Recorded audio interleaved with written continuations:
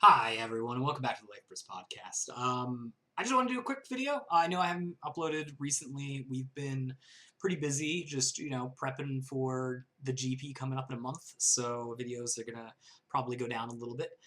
Just recorded a bunch of deck techs. They're not my builds. They are going to be builds for that. We're at the Japanese GPs, and I'm just going to be talking through them a little bit, just because I wanted to. Well, I wanted to use decks that already have shown to have legs. I don't have a ton of time to build some of those decks, but I wanted to give them all a fair shot because I know a lot of people are interested in them coming up. So those will be popping up on the channel while I'm basically away practicing with my play group.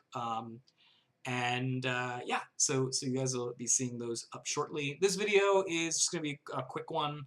I thought, hey, this weekend we've got the pre-release coming up, and pre-release is always a super fun time. If you guys haven't played a pre-release before, I highly suggest it. It's pretty scuffed, to be completely honest with you. I don't think this game is made with pre-release in mind, with the way that it is. But it's fun as long as you go into it knowing it's going to be very wacky, very bomby. It's usually a pretty good time. Just park your sweatiness on your way in and have a good time with it. But I thought I'd go over some tips and tricks that I picked up, especially at the last one. Maybe talk about a little bit of Desona stuff too, just because we are entering Desona set 13. What does that change? Whoa! Um, and so let's just talk about some of this stuff, right? So as you guys can see on the screen, here's what the pre-release kit's going to be. They stopped showing us exactly what the assist lines are going to be, which kind of sad. Like I can't theory craft ahead of you and tell you which lines are really good and which ones are less good because of it. It's interesting that the last pre-release they also added a random line. The random line that last time being Tama, and it was not great. It was just not a good assist line to do it. It was very scuffed. This assist line a little bit more, I think a little bit more doable, right? Especially because now that there's 3 different colors means that you can run Dream Team pieces a little bit more easier. It seemed a little wacky to have the assists that we had last time around, but especially yeah, I'm not gonna get into it. Anyways, this one is I think this one's fine. Tamago is a good one, right? I have to hope it's Tamago Jetstick. That's my hope here, because the other Tamago the other 2 Tamagos are much at level 2 or less good. Jetstick is actually quite good. I think it gives a good game state of drawing more cards so that no one gets completely screwed out of the game. It's colorless, which means that you don't have to invest a color in for it. And then the level 1 that is bottom deck something, or the level 1 that's draw 2 cards, both those options are perfectly fine. I really have to hope it's Jetstick. If it's Jetstick, we are going to be a lot more solid, I think, on this pre-release than past pre-releases, because I think Tamago is just going to be a good line that you're probably going to run in your kit regardless of what you pull. The Sachet line and the Mew line are more interesting, right? So Mew is, and I think it's quite good they didn't add Mew and Iona. That means if you would have opened up a black Elrig, right, then you wouldn't be able to use your Dream Team piece, which really blows. So the Mew line is average, right? Like most of the pieces, or most of the stuff that you can use there is average. I think they won't be an issue. The Sachet pieces are less average. Some of them could just be real stinkers. Some of them could be average. So I've got a little less hope for the Sachet line. But the fact that Tamago's in there, hopefully means that we've got at least one solid line, so you can balance out. If one of them, if Mew is good and Sachet is not so good, you can run the Mew line. I don't love the pieces. I've been a known hater for the pieces that they've used this time around. I actually think the old pieces were better. This Dream Team piece of Afternoon Tea Show does 2 things. One, yes, it always allows you to have enter. I think that's fine, but it does a weirder thing where if you manage to get a pretty good Signy Bomb, you get to replay it almost every turn after that, right? And I think that's worse. I think in a format that is actually a little bomby already, I don't think Afternoon Tea Show is super great. However, one of the things that you can replace it with is one of the bombiest things in the set that you could get, which is the pieces. All of the pieces are absolutely nuts in this set for the Dream Team pieces. You get Unrest. It's going to be a really good. You can have a really solid deck if you have Unrest. If you've got Instigate, I think that mill 8 is gonna refresh the opponent no matter what. Plus, then you get to negative 15 something, and also you get to take your best 2 cards that you've already used, put it back in the field. I'm willing to say that the centers that you get, I don't really care. Run if you open up one of those 2 pieces, it is correct to run that color in order to run that piece, kind of thing. Those 2 pieces are absolutely, frankly, crazy in this format. So hopefully you open up one of those pieces. Let's talk about, I think, the thing that everyone wants to talk about, which is these 5 Elrigs. Which of the, you have no choice. You're gonna get a random one. But if you get one, how screwed are you if you get one versus the other? And I think the answer is not screwed, but there are better ones than not, right? And I'm just gonna go through them real quick. You get 3 servants. Cool. Hopefully you get your 4th servant. I think you're actually allowed to run a 5th servant if you open it too. So, get as many servants as you can. They're good. They might be less good in this format because you need a bunch of Dishonor.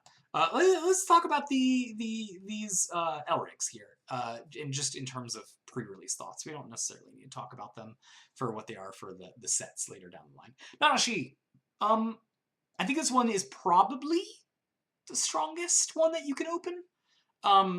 Nanashi is a mill 6. I think mills your opponent out. I think that's 1 refresh damage there.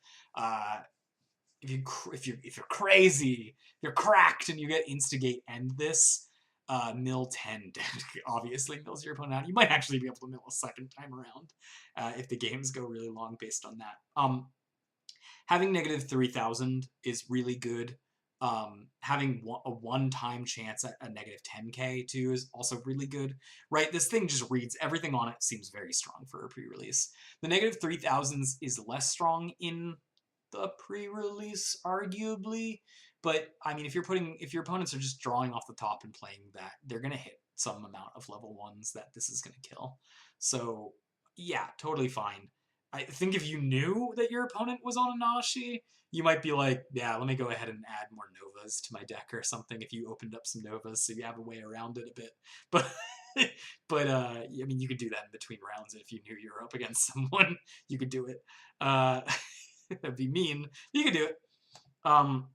Midoriko. Okay, so Midoriko I think is probably the worst one. Yeah, I think Midoriko is probably the worst one. I think Midoriko is not a bad Elrig on her own outside of the pre-release, but I think she's probably the worst one because basically all she really reads is make things buff, and that's okay. You can make your bombs buff and probably keep them around longer, plus you can recur the bombs from your enter to your hand, which is also a good way to abuse it. If you had that ability, I would say probably Miko creeps up a little bit, probably over Remember. But it's not my favorite. It's not my favorite Elrig. Then there is Pure Luke. I don't know where this one lands. I think it's actually either in the middle of the pack or completely at the bottom.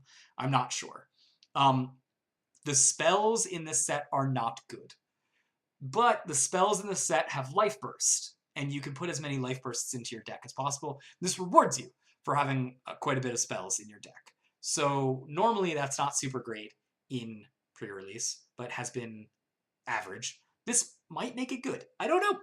This is the wild card that I don't know whether it's better or worse for this. We've got Hirana. So Hirana is, I think, the 2nd best. You can make an argument. You can make an argument that this is better than Nanashi, and I'm willing to hear that argument. Right? You can blow the opponent out of enter at one point, and then make it so they can't run their assist to save them, and they crack them for the game. Oh, crazy! You win. And you're able to more often hit valuable targets with its once per turn effect. So I think you make an argument that it's better than Nanashi. I think I would lower it under Nanashi. I think Nanashi does enough, and then when it starts getting outpaced by Hirana, probably the game's close to over anyways. And then the last one is Remember. This one's definitely worse than the others. Not being able to guard unless they pay an extra one is pretty irrelevant in this format, unless the opponent's cracked and open up 5 guards. The auto abilities thing is not super great either. You really don't know what your opponents are playing, so it's not like you could really be like, this is the correct turn to do the auto thing. I think you just do it randomly and see if it shot in the dark, see if it works, you know, kind of thing. And then drawing up to 3 is maybe good, because drawing up to 3 means that you have better chances at hitting your bombs. I think that's good. The downside, you put yourself closer to Mill. In this format, Mill will kill you. And there are a rare that does Mill, and then there is a common that does Mill. So Mill is a little bit more plentiful. Then there's a absolutely broken piece that does Mill. And then, of course, there's also Nanashi that does Mill. So it's relevant to bring up, I think. That's my opinion on this pre-release. Either way, it's going to be a scuffed time. It's going to be fun. I thoroughly enjoy it. We all like to commiserate about how bad things get for us as we play. So we have a really good community in Atlanta about that kind of thing. So I'm pretty happy to play these types of things. The videos are coming out soon. The new ones on the decks themselves. And I go into more details about how I feel about these centers as deck centers and where I think they stand a little bit more in the meta coming up. I think Nanashi's particularly very good in the meta. And I don't think that's a hot take. I think people would agree with that. Prerelease is going to have to find its footing, I think. And I think it very much could find its footing. And then I think Midoriko and Hirana both have niches that they'll probably end up doing well in. And then I think Remember's probably less good. But is doable if you like her Elrig design. And I gotta be honest with you, I think her Elrig design is the coolest. Well, all right. Hold on that. I also really do like Midoriko's design. Very cool. I love the black that they really added into this Elrig design. I think it breaks the rules of Wixoss, where green cards need to be really green and not black, which I like. I think it adds a nice sort of contrastiness to it. Art aside, that's my feelings on these Elrigs. If you guys want to see more in-depth feelings on the decks themselves, I go into it a bit in the future weeks of videos. Hopefully you guys can use those as a base if you're struggling trying to figure your way out for this Desona meta coming up. I do think this Desona meta is still just as fast as the old one, but I think there's more than just turn things sideways going in it. So I like it. I like this meta quite a bit. I think some people are a little more unhappy with it, but I personally am a fan because I like quicker games. And I also do like having more impactful decisions in a shorter game. But that's just me as a player. All right, guys, let me know what you guys think. I hope you guys have a great pre-release. May you always flip those life bursts.